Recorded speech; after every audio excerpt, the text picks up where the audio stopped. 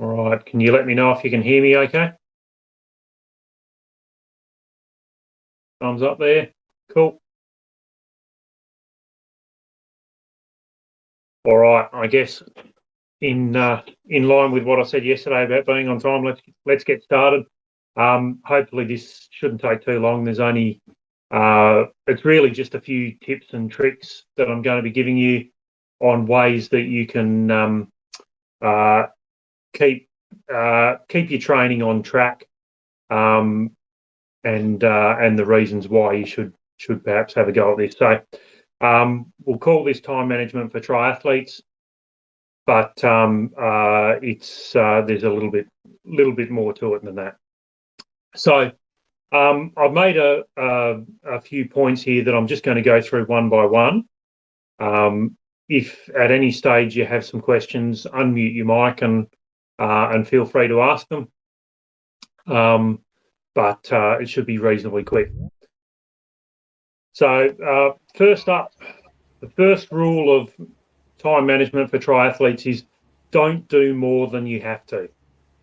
So what you want is to do the least amount of training for the results you want to get. So we call that a minimal effective dose. So you might be able to find 15 hours a week to train if you organise yourself really well. But if 5 hours of training will get you the result that you want, then do 5 hours. It's pointless just cramming in as much training as you've got hours to fill. All you'll do is you'll break down physically and mentally, and will end up crashing at some stage. So do the least amount of training for the results you want to get. And the reverse of that, if your training time is limited, be realistic about the results you're going to get out of it. You can't expect to win races if you can only train 3 hours a week, but you can still have fun. And the second point is that more can be less. So for most of us that have a full-time job and a busy lifestyle, we're recovery limited. So you don't get better from doing work. What you get better from is when your body breaks down and then builds itself back up stronger. If your body can't repair itself as fast as you break it down, then you just continue to break down and you'll actually get worse. So keep in mind when you're looking at how much you can or should do, that you are very often limited by how much you can, your body can repair itself stronger. So that's something especially important for us older athletes. Our bodies don't repair ourselves as well as they did when we were 17 or 18, and we need more recovery. We need longer space in between sessions, and sometimes those sessions need to be lighter as well. So just remember that you can be recovery limited. So if you're training hard and you're not getting results, then sometimes the answer is actually to train less, not train more. The last thing I'd point out under the don't do more than you have to do category is that you should always know why you're doing what you're doing for each session. So is that session doing something that's going to move you towards your goals? If not, why waste your time? You can spend a lot of time doing a lot of different sorts of training that are not actually going to help you achieve what you're looking to achieve. Triathlon is primarily an aerobic endurance sport. Doing massive amounts of speed work or hard, fast efforts may feel great, but it's going to be pretty limited in terms of the return that you'll get from it. So going into a session, think about what you're trying to achieve with it, and make sure that what you're doing is going to achieve that. So, and sometimes that can mean doing a session particularly easy, almost to the point where it feels like it's not much work.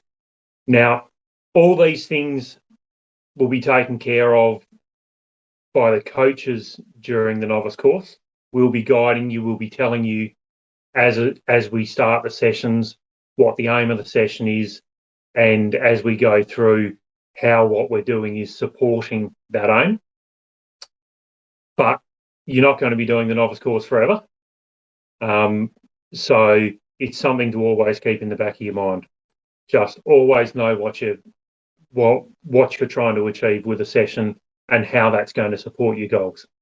And sometimes, in order to support your goals, that is actually not doing the session, and we'll get to that a little bit later.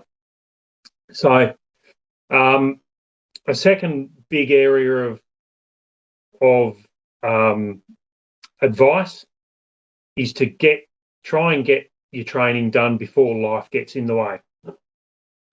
So, you really need to schedule things like they're an appointment, like they're a meeting with friends or a work meeting. Leaving your training to fit around other things pretty much ensures that it's going to get bumped for or that it can get bumped for anything, and it probably will get bumped for everything, because at the immediate moment everything seems more important when I can do it later. The truth is, you won't do it later. Something else will come up. You'll end up 9 o'clock at night and still without the session done, and you'll leave it till the next morning, and that won't happen either. So schedule your training like an appointment. With the group sessions that we'll be doing, obviously they effectively are appointments for you. Again, once you get out of the novice course, outside of the club training, it will start to be more of an issue.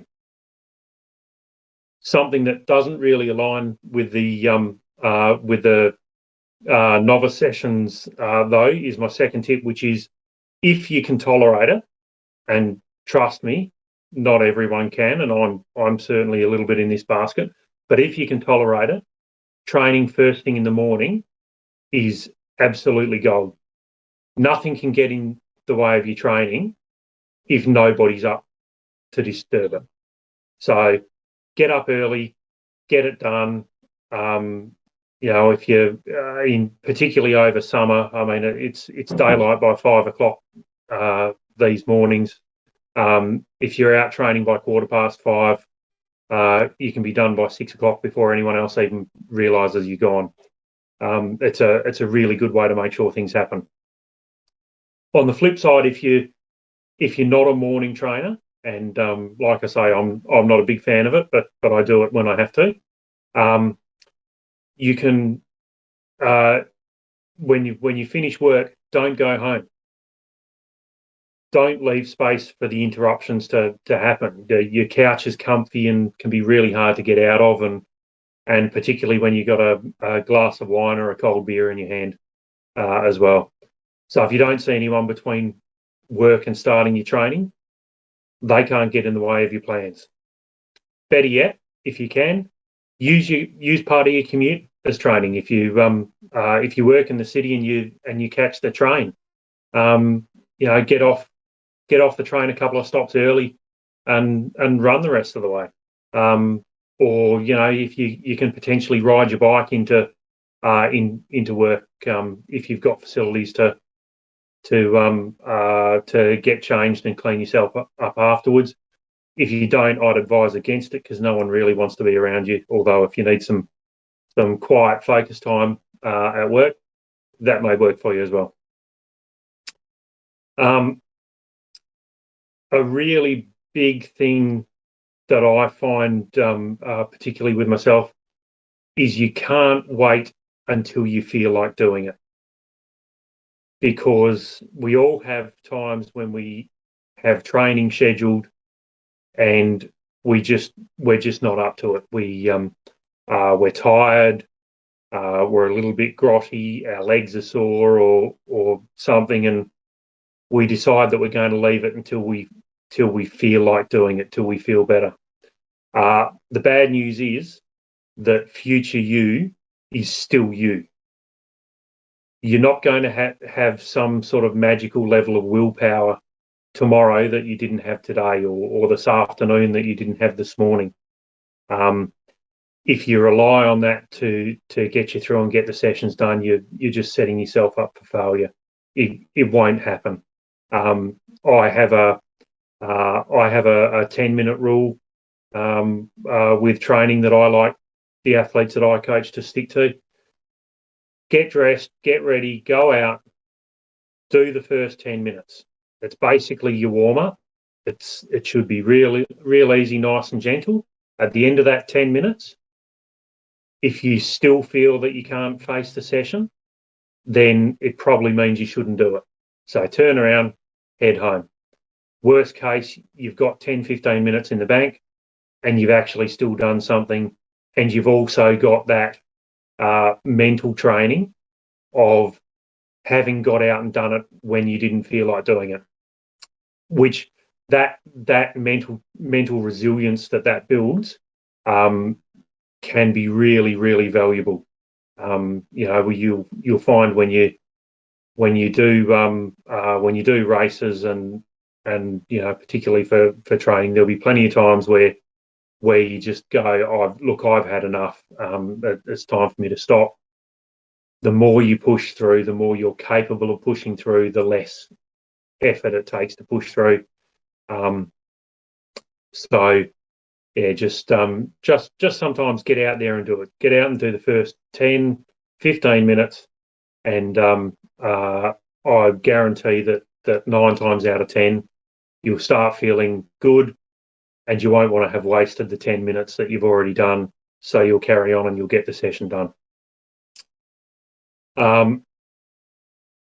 The last tip in terms of scheduling work or scheduling training when it's time for you to go off and do your own thing is that you should always plan to do your most important sessions in the times that are least likely to be interrupted.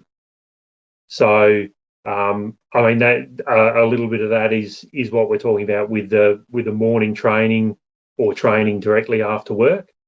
But it can also be if you know that a Saturday morning is a time when you have to yourself and will not be interrupted because family are off doing other things or kids have sport.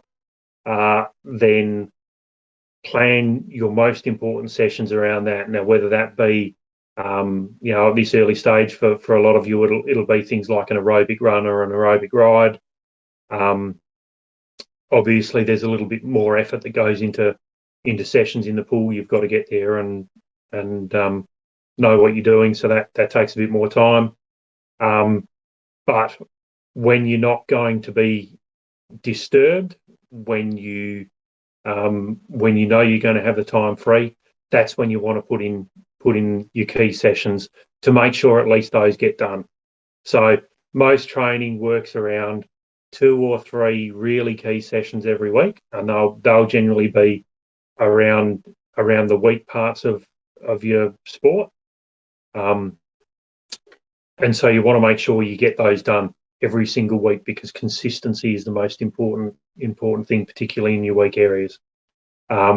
Everything else can fit around that. If you don't get the other things done, well, that's okay.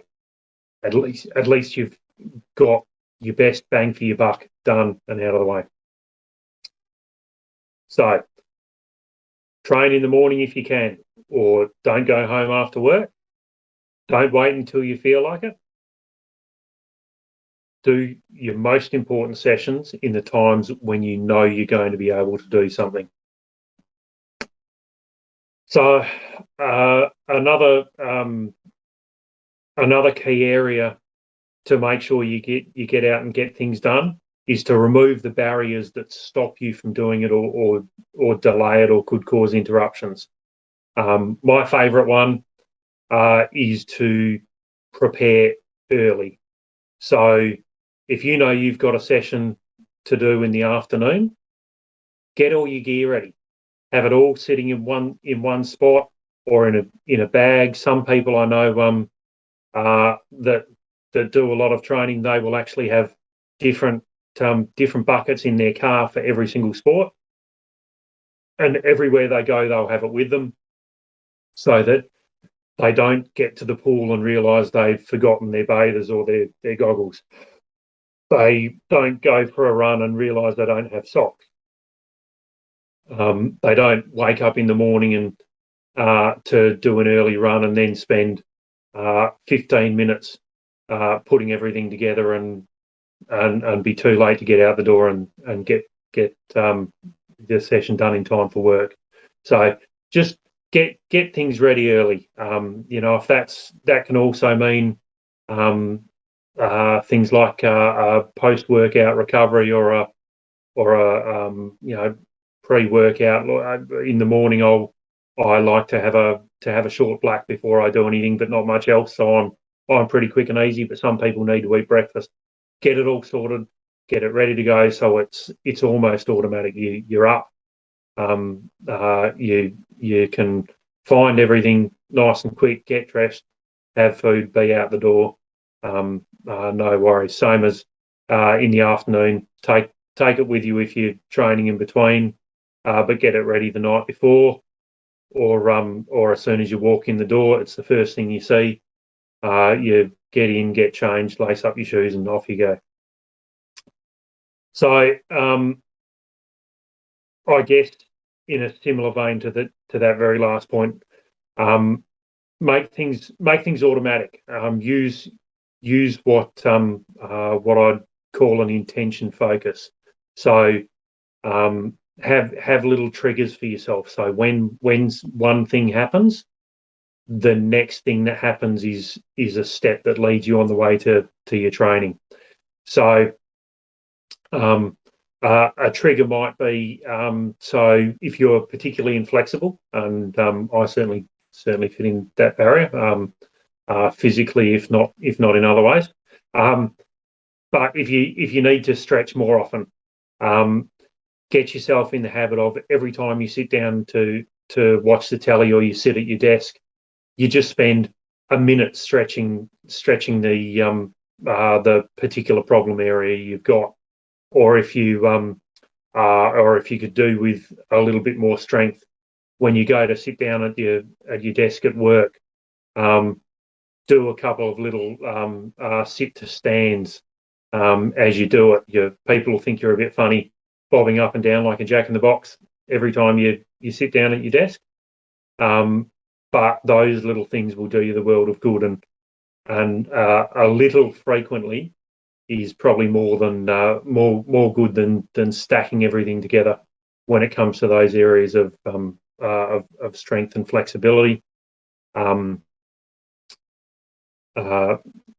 it's if you can have things that act as triggers when something happens, the next step is you train, and that again, a lot of these run into each other. Things like as soon as you leave work, or before you leave work, you get changed into your running gear, and so when you get home, it's an automatic that the next thing you do is go for that run.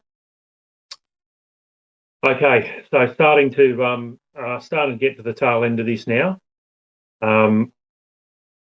You need to use the time that you have available to you. So, going back to the last point, or the last example that I used, not everything has to be done in long sessions. So when you've got small amounts of time, sort of 2, 3, 5, 10 minutes to spare, you can use those little bits of time to do small things that will make a big difference to your overall training. Again, things around strength and stretching and general rehabilitation are all things that you can do in very small windows of time. And if you can do find 2 or 3 5-minute windows during the course of a day to do that. You've got 45 minutes a day. Do that 5 times a week, and all of a sudden you've got sort of 3.5, 4 hours of extra time that you didn't have to find anywhere else. It's just there. I've mentioned it before, but in terms of using the time that you have, commuting is absolutely fantastic. If you can ride or run all or some of your travel to your job, or even to on the weekend if you're going and doing things with family, going on an outing somewhere, going for a picnic or something, take the bike ride home. Or if you have to go and take kids to sport or something while they're playing sport, run around the oval. I know people that have taken their bike and stationary trainers to watch their kids play sport. If all you were going to be doing otherwise was sitting in your car and watching them play or reading, then let's make use of that time. And the last one in this area is use your TV time. So a lot of us do sit down in front of the idiot box to unwind at the end of the day. Some of us are forced to watch reality television. You can use that time for something a little bit more productive, something that doesn't take a whole heap of brain power. So if you've got a treadmill or a stationary trainer that you can put your bike on, or just an exercise bike, there's time that you can use there just to do some general fitness work. Again, also those strength work and stretching. They're absolutely brilliant. You can sit down in front of the telly and watch something, and even just take the ad breaks to do a little bit of something just to supplement what you're already doing. And really getting to the end of it here, I always like to say that failure is always an option. And by that I mean that there are plenty of circumstances where not doing what you planned is actually your best course of action. So key sessions are important, but consistency is importanter. Yes, that is a word. So pushing through a session when you need recovery just so that you can tick off that session is a bad idea, if it will result in you missing more sessions later on because it brings you illness or injury along the way. So again, that little 10-minute rule at the start of a session, if you don't feel like it, sometimes that's your body giving you a message that, hey, I just need a break. And it's always important to look at all aspects of your recovery there, which are things like sleep, time between sessions, how hard you did previous sessions. So look at all those sorts of things. Give yourself the 10 minutes. Sometimes the general soreness will just disappear and you'll start feeling great after that 10 minutes. But if it doesn't, give yourself permission to take the session off and don't feel bad about it. Don't give yourself weak excuses. Don't allow yourself to just, I just don't feel it, so I'm not going to do it. Be honest with yourself. No one else is going to be checking. If you give a weak excuse, it's only you that's going to know it. So be honest with yourself. But if you really feel that you don't have it in you, then it's probably your body giving you a sign. If you go more than a couple of days like that, then there could be more serious problems. So then you want to really have a good hard look at it. Firstly, that comes down to looking at motivation, but it may also mean that there's something medically wrong with you. You may have issues with iron or fueling or something like that. So you may need some extra help if something like that lingers. But don't be afraid to drop a session if it makes sense to do so. It's okay too if you have other priorities that get in the way. Triathlon can be as expensive and time consuming as you want, but divorce is going to add a lot of unnecessary expense and pain. So don't get yourself there. Make sure you're always looking at the bigger picture. Um, be mindful of how what you're doing is affecting the other people around you, and just make sure you're not just looking after yourself. There's a I joke sometimes that the triathletes are incredibly selfish and self-centered people, and I guess some of the more obsessed are. But look, we really need to look after the other people and the other priorities in our life as well. It is a sport that can take up a lot of time. You can spend a lot of money on it, and it can become a bit obsessive, particularly if you're a very results or performance focused person.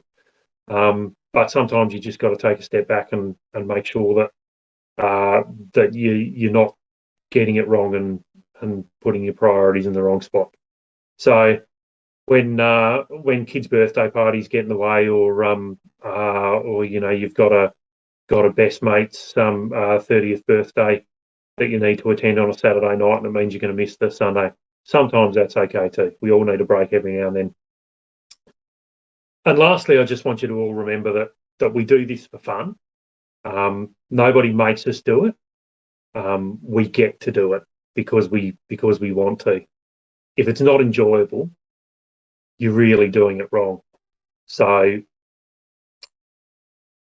to some extent, do what makes you happy. But just be mindful that you can't be a world beater. If your diet consists purely of KFC and you train for half an hour a week, trust me, I've tried. Doesn't work very well. And that's basically it for tonight, guys. Relatively short session, I suppose, about 30 odd minutes. We've been recording this, so hopefully it works and we can get it up online soon, and you can go back through it if you like. While I've got you here, anyone got any questions? You want to unmute yourself and? Oh, no.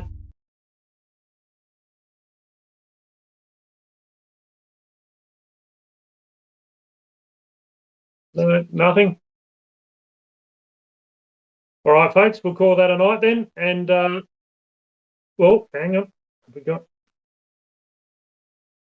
All right, no worries, Leanne. Hopefully you got something out of it. As I say, for this novice course, a lot of that stuff is going to be taken care of for you because you have your sessions planned out. When we get towards the end, you'll probably get some additional stuff that you have to do on your own, and that's when these things come into their own. So hopefully keep that in mind. But otherwise, we'll see you all Wednesday at the pool.